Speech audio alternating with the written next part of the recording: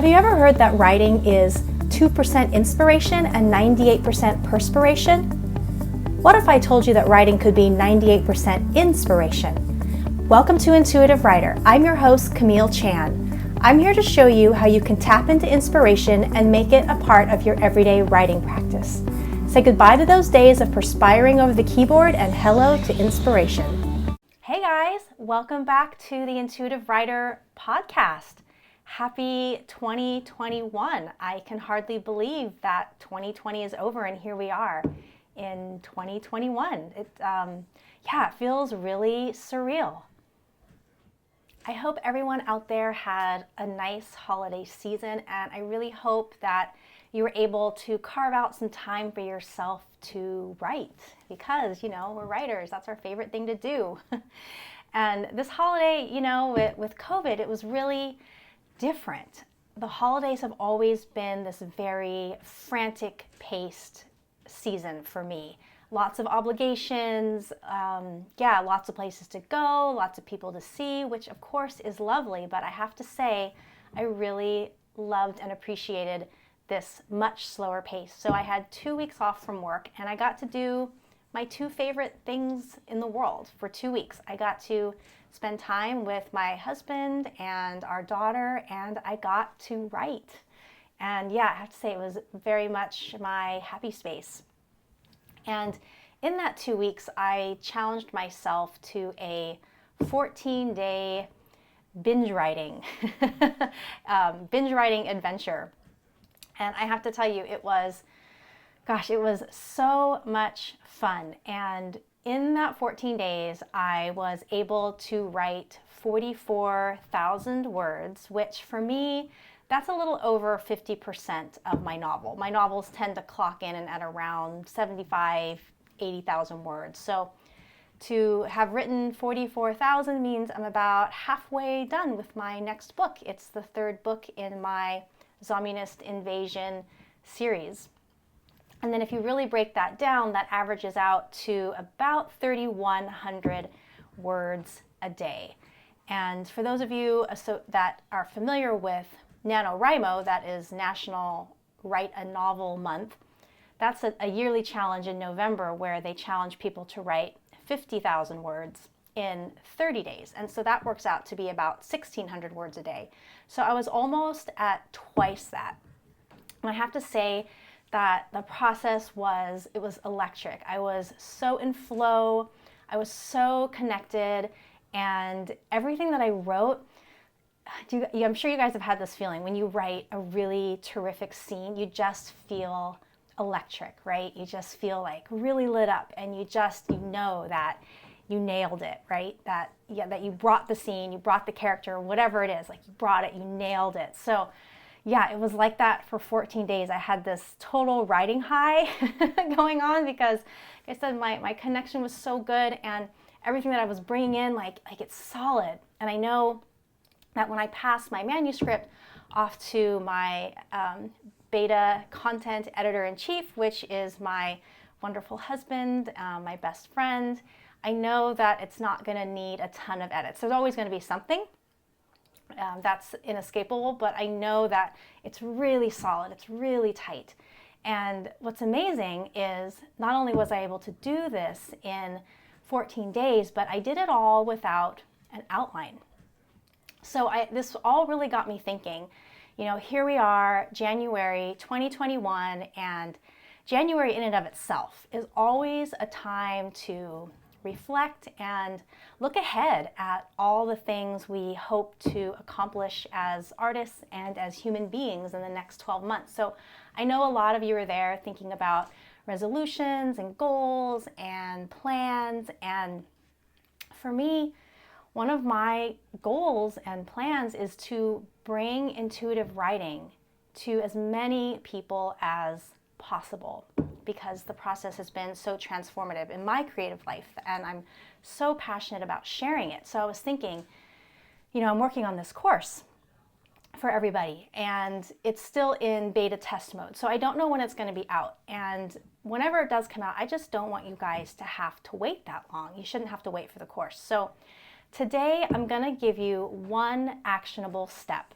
one thing that you can do right now at the beginning of 2021 to start making intuitive writing part of your everyday writing practice. So that's what we're going to be talking about today. I really want you guys to be able to grab 2021 by the horns and go for it, and go for your dreams, and write big and write a lot and be really connected to your stories and your characters and all these things that want to co-create with you. So here it is, your January 2021, your number one intuitive writing tip. And if you start incorporating this every day, you're going to start seeing a shift in your work. I promise you. All right, so drum roll. Here it is. Acknowledge that you are a unique creator with a unique voice in partnership with the universe. Acknowledge the fact that every time you sit down at the page to write, you are not alone. The universe has your back. The universe is right there at your side. And acknowledge that you are part of a bigger puzzle, that you're a piece in a much larger puzzle with your creativity. And you're not always going to know what it is, but just acknowledge that you're a part of it anyway, and just trust that everything that's coming to you is coming to you for a really special, unique reason. And really lean into this mindset. What I'm really asking you to do is to bring in a new paradigm and trust it and surrender to it. Now, I have been writing novels for over 30 years, and you guys, I have dedicated myself to studying this craft, and I realize that what I'm asking of you, it completely flies in the face of everything that's out there. I've been exposed to it all. I went to college, I studied writing for 4 years, I have workshopped myself to death, I've read the books, I've gone to the writers' conferences, I've done it all, I've heard it all. I've experimented with all of it, and I'm telling you that nothing out there is going to be as valuable as what I'm telling you right now. You're not going to sit down at any kind of a seminar, at a writer's conference, or you're not going to sit down in your college course and have your teacher tell you to surrender to the universe and to really embrace this knowledge that you're part of something bigger. Nobody's going to tell you that. So I'm here. I'm telling you that. This is a new paradigm. And if you put on this new set of glasses and view your craft and yourself as a creator and view your process with this new set of glasses, it's going to bring a major shift to your work. So now that I have shared with you the number one tip for bringing intuitive writing into your life in 2021, this first very major and very important step for you to take, I'm going to deep dive into it a little bit more and really show you where this can take you, and where this surrender and this trust in the universe and your creativity, and show you where it can take you. The thing about intuitive writing is it's not the me show. Intuitive writing is the we show. It's all about the we. It's not about you. I'm sorry. There are plenty of things in this world that are all about you, but your writing and your creativity, it's not about you. It's about the we. It's about you as a creator. It's about the universe, and it's about the energies that want to co-create with you. So what does this mean? What does this mean? I wanted to give you an example. Intuitive writing is about writing what comes to you, not necessarily writing what you want to write. Writing what you want to write, exactly what you want to write, is all about staying safe and staying small in your craft.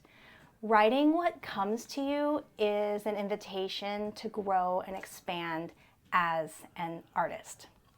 So let me give you an example of what that looks like.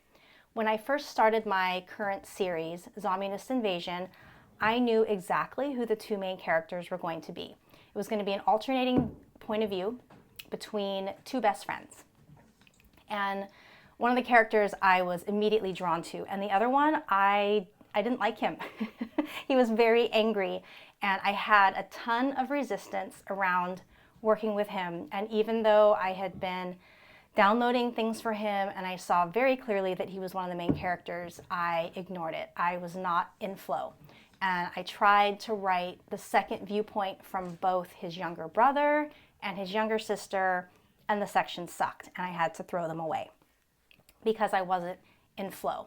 And once I released that resistance and allowed myself to step into this character who had a lot of this anger, which I was very uncomfortable with. But anyway, I had to really step into it and embrace it. And once I did that, everything flowed. So as I was starting to prepare to work on book 3, and I shared my process of preparing to bring in this novel in my last episode. So if you're interested in learning tips on how to bring in a novel with intuitive writing, be sure to check out the last episode, number 9. But I really, every day I work on breaking down my resistance and working on my surrender muscle, my trust muscle, and it does get easier over time.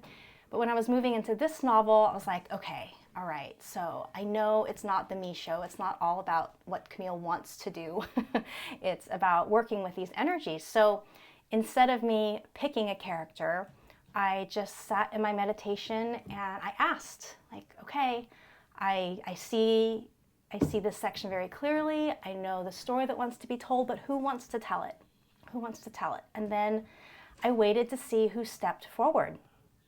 And the very first character that stepped forward, his name is Anton. And it's funny because he is the younger brother of my main character. He's one of the characters I tried to access in book 1, who absolutely had wanted nothing to do with me in book 1.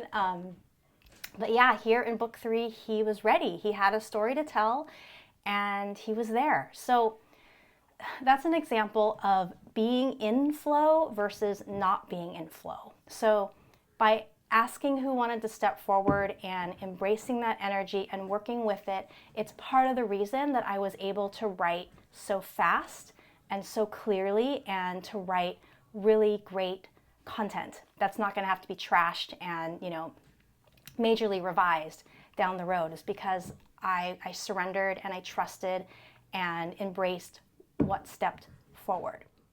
This is what happens when you acknowledge that you are not alone at the computer. This is what happens when you acknowledge that you are in partnership with the universe and that you are co-creating with the universe. And the other thing that I talked about is the importance of acknowledging that you have a larger purpose as a creator, even if you don't know what it is. That you are a jigsaw puzzle piece in a much larger puzzle. And you're not always going to have clarity around that, but you can have trust that you are part of something bigger and that there's a reason these energies are stepping forward to work with you, even if you don't know what it is. So I'm going to share another story from my 2-week binge writing session to illustrate what this means. So when Anton stepped forward, it was cool. It was exciting because I always kind of had a feeling that he might have a story in him. I didn't know what it was going to be, but I was very excited when he stepped forward. And I've mentioned before that sometimes I see my characters. Sometimes the energies that I work with, they are spirits. Not always, not all of them, but many of them. And sometimes they show themselves to me, and in this instance, Anton did show himself to me, and I have to admit, my first direct contact with him, it was a little upsetting and a little bit scary. So when he stepped forward and showed himself to me, because of course I always have my mental picture of what these characters look like, and then when they show themselves to me, it's very different. But that's okay. We can all roll with that. So anyway, when he stepped forward, he showed himself to me as a little boy, and he was in a dark room, and he was tied to a chair by his wrists. And I was upset, and I was scared because I was scared of what he wanted to say to me. I was scared to hear it, because just seeing that image of him was so intense, and it was more than I could handle. So I broke it off, dropped out of my meditation, and I was like, nope, I'm not talking to you today. No direct communication. And I did. He would poke up every once in a while during the week, and I would just ignore him. I would just shut him out. Like, nope, not going there. I'm too scared. Nope. I don't want to know. I don't want to know what's going on over there. So in the meantime, I started writing and bringing him in through the character, which is very different actually from making the direct contact. Bringing in energy to your story and weaving it in with your tales is very different from this direct contact with spirits. So I started bringing him in, and I knew that he was going to be captured by the KGB. In the book, he's not even 18, he's 17 years old, and he is a rash, strong-willed teenage boy, and he makes a bad decision, and he gets captured by the KGB. And as we began to work on these scenes together, it became clear to me that we were going to go all the way. We were going to write actual torture scenes. And personally, I have very strong ethical feelings around torture, so I was incredibly uncomfortable with it. But again, we're talking about the surrender and the trust and the flow. That's what wanted to come through. So I wrote 3 really gritty torture scenes. And the mental and the emotional and the physical anguish that I was working with, it was a lot. It was really intense. And, my family is really used to me and the way I am. So, if I'm sitting over there on the sofa with my earbuds in, working on my book, crying, nobody pays any attention. So I have a very safe space at home. They're used to my ways. So we began working on these really dark torture scenes. And then, of course, in the back of my mind, I'm remembering Anton as this little boy tied to this chair. And I'm like, oh my God, what happened to him? What happened to him?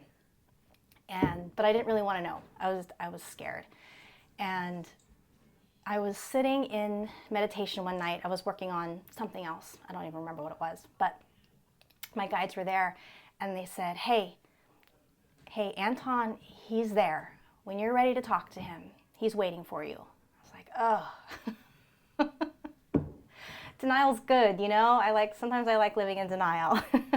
So I had to sit with that for a few days, and work up the courage, because I'm writing this really gritty, dark zombie apocalypse war novel, and I have this little boy, his little spirit is a part of it, and he had a message for me. So it took me a couple days to work up the courage to go in and directly connect with him. But I finally worked up the courage and went to my meditation room. I sat down and I connected, and I said, okay, Anton, I'm ready to talk to you. And of course he came back, and same thing, I saw him again, little boy in dark room tied to a chair. And I said, what message do you have for me? What did you want me to know? And I didn't get words right away. What I got were these little snapshots. I saw and I heard fire. I heard screaming. I heard people screaming and horses screaming, and I heard the pounding of horse hooves and the roar of fire, and just, chaos and death and destruction. I knew I was in a place where a lot of bad things, atrocities had happened.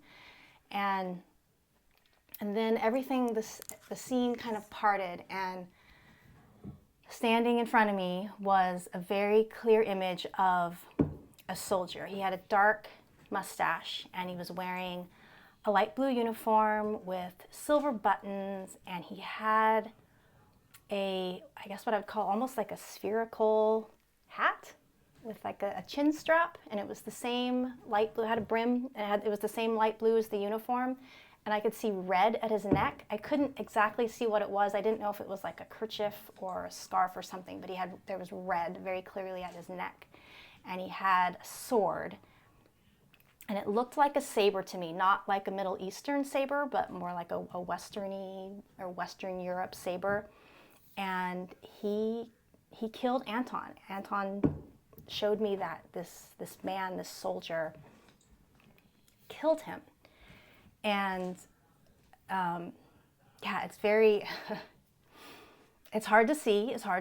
And then after showing me this, Anton, he spoke to me. So I wrote down what he said to me because it was so intense I knew I wouldn't remember it. But he said, "I'm afraid of the dark. Show me how to beat the dark. I'm trapped here. Help me find a way out." And that's all he said to me. And just to back up a little bit, while I've been working with him and writing his scenes, I'd also been receiving a lot of downloads, like really big, long downloads from him for a future book. And before I started working on book 3, I actually didn't know how many books were going to be in the series. I thought there might be a 5th one, but I wasn't sure. And what he started bringing me were a lot of scenes with his character that were going to happen in book 5. So I started receiving large amounts of data on book 5, which of course I wrote down in my journal. And as soon as he spoke to me, I understood everything that I'd been receiving, because it wasn't all clear to me when it first started coming through.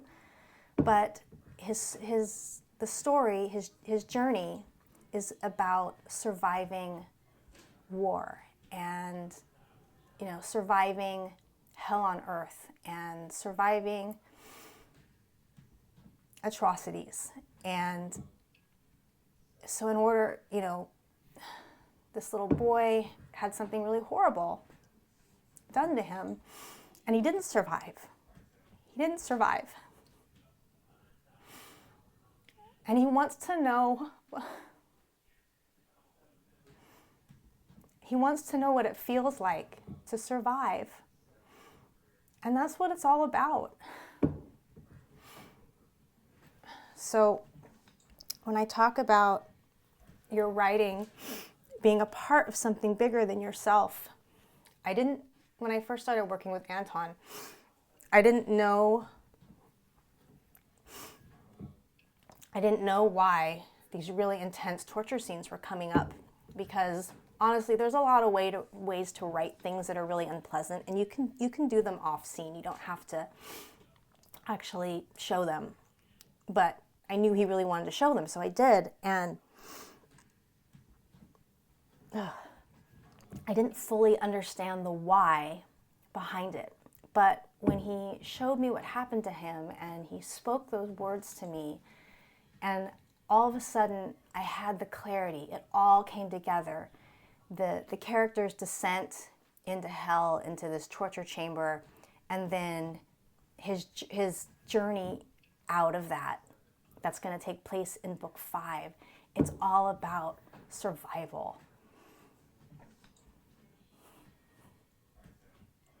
Because that's what this little spirit, what Anton so desperately needs, is to experience what it's like to survive, because he didn't get a chance to really survive.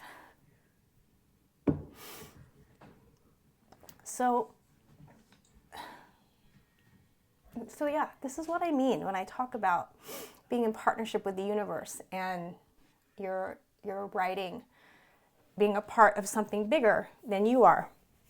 And whether you know it or not, because I was on the train with Anton, I was writing the scenes and I was receiving everything. So I knew there was going to be this journey from, being tortured and escaping, but the psychological consequences of what happened to him, I knew that was going to be a big part of the arc. But now I really understand this energy that I'm working with that stepped forward to be a part of this book. I have so much more clarity and so much more understanding that I'm going to bring to the table when I start working on book 5.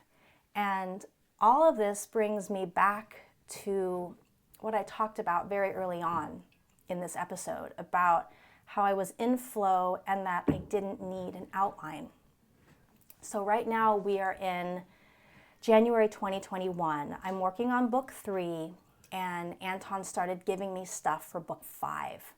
I'm probably not going to get to book 5 for another 6 to 9 months. But I know that over the next 6 to 9 months, I'm going to be receiving from him. So I'm going to have tons of clarity.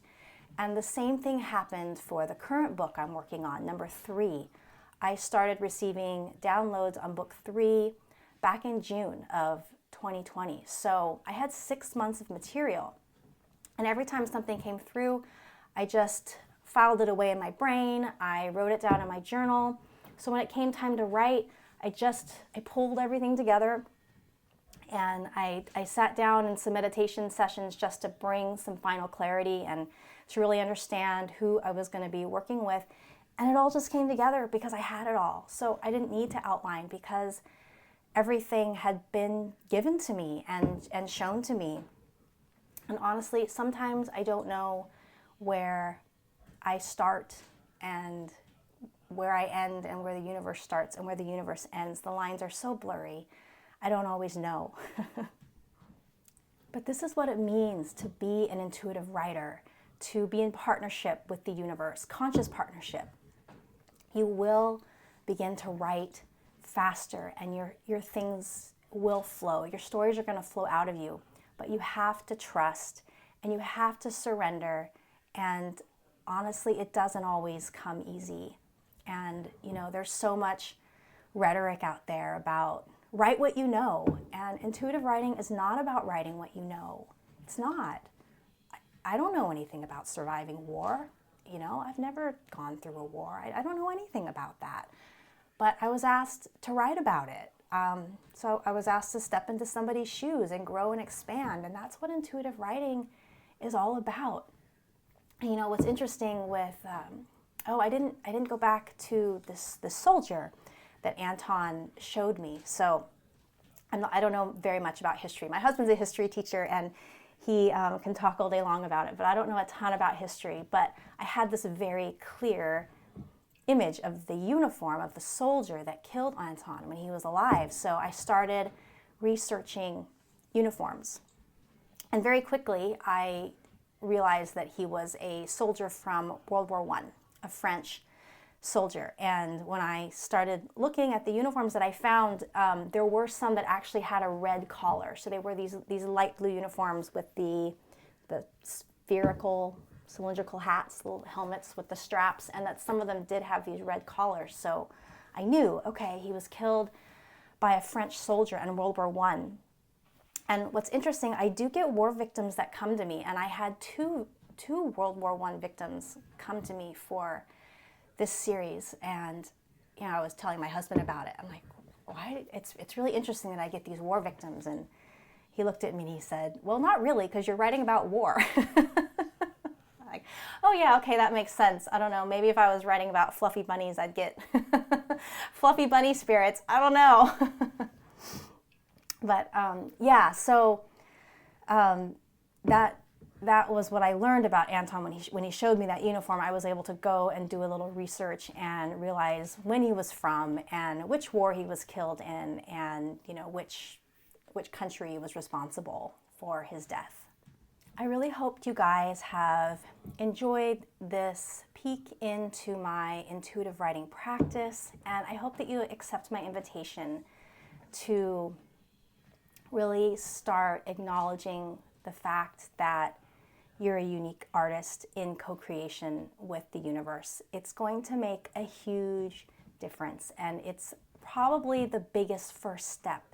It's like that blind leap off the cliff, and it's scary and it's uncomfortable, and everyone out there tells you not to do it because it flies in the face of all the very old school writing techniques and time-honored methods that are out there. But it is the biggest first step that you can take to bring this process into your life. So I'm going to close out this episode with a mantra to help all of you do this. So here we go. Grab my paper so I say it right. So you can repeat after me, and I invite you to say this to yourself. Say it in the mirror. Say it in your car. Say it in your head. Of course, I always say it out loud. Speak it out loud, but whatever you're comfortable with. So here it goes. I am an intuitive writer. I am an intuitive writer with a unique voice, and I am here to co-create with the universe. I know and I trust that I'm part of something bigger than myself. I am an intuitive writer. I'm an intuitive writer with a unique voice, and I'm here to co-create with the universe. And I know and I trust that I am part of something bigger than myself. So I invite you to start saying this to yourself and really believe it. Allow yourself to believe it because it's true. This is the end of this week's episode, episode number 10 of the Intuitive Writer Show. I'm actually really proud of myself. I've been at this for 2.5 months, and it was a huge challenge from 2020. So I'm really proud of myself for showing up. And if you enjoyed this episode, I would really appreciate it if you would share it with your writing friends, share it on social media, help me spread the word. Intuitive writing is such a wonderful, beautiful practice, and it's my goal to bring it to as many writers out there as possible, and I could use your help, and I would appreciate your help.